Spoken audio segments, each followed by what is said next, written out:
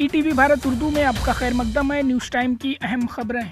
वज़ीर आज़म नरेंद्र मोदी ने उत्तर प्रदेश के सहारनपुर में एक इंतखाबी रैली से खिताब करते हुए कहा कि 2024 का इलेक्शन सिर्फ हुकूमत बनाने का इंतखाब नहीं है, बल्कि ये इलेक्शन एक तरक्की याफ्ता हिंदुस्तान बनाने का है।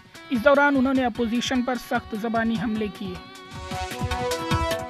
कांग्रेस की साबिक सदर सोनिया गांधी ने नरेंद्र मोदी हुकूमत पर शदीद हमला किया। उन्होंने कहा कि गुज़िश्ता 10 बरसों से हमारा मुल्क एक ऐसी हुकूमत के हाथों में है जिसने महंगाई और बेरोज़गारी के सिवा कुछ नहीं दिया। इस हुकूमत ने आम लोगों पर जुल्म किया है। ये मुल्क सिर्फ चंद लोगों की जागीर नहीं है, ये मुल्क हम सबका है।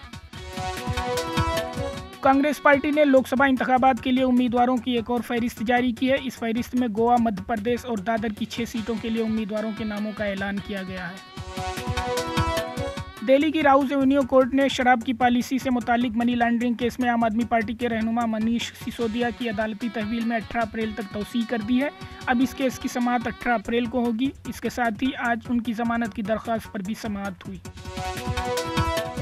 समाजवादी पार्टी के कौमी सदर अखिलेश यादव मुख्तार अंसारी के अहल खाना से मिलने गाजीपुर जाएंगे। उनसे पहले एमआईएम चीफ और हैदराबाद के रुकन पार्लियामेंट अजहरुद्दीन ओवैसी मोहम्मदाबाद में अंसारी के घर पहुंचे थे। वहां उनके अहल खाना से मुलाकात की थी। इन्फोर्समेंट डायरेक्टरेट जम्मू ने जम्मू और कश्मीर के सब इंस्पेक्टर पेपर लीक मामले में 1 करोड़ रुपए की जायदाद जब्त कर ली है।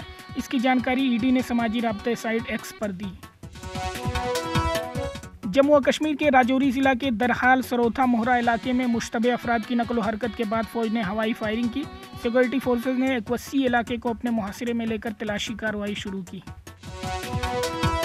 मस्जिद अक्सा के अहाते में लैलतुल कद्र के मौके पर नमाज अदा कर रहे फिलिस्तीनियों पर इजरायली फौज ने मजालिम बर्पा किए।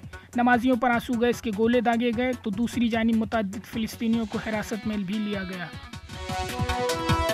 इजरायली वज़ीर आज़म को जंगबंदी और इंसानी इमदाद की तरसील में इजाफे के लिए कोशिशों की हिदायत देने के बाद सदर बाइडेन ने अब कतर और मिस्र पर हमास को यरगमालियों की रिहाई से मुतालिक माहिदे तक पहुँचने के लिए दबाव बनाने पर जोर दिया है।